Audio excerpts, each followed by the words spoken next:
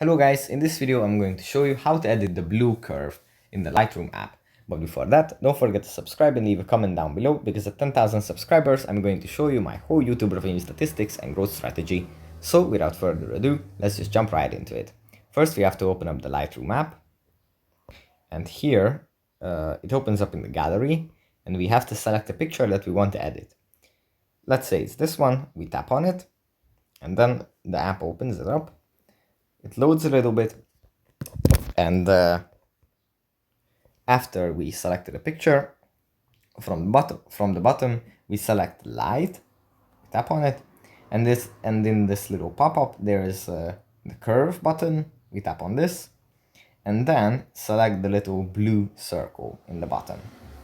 Here, in this little diagram, we can tap anywhere on the line, and then set it to resemble an S.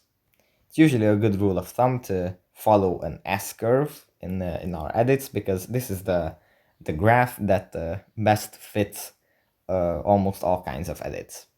But you can play around and set it to your own desires and your own vision.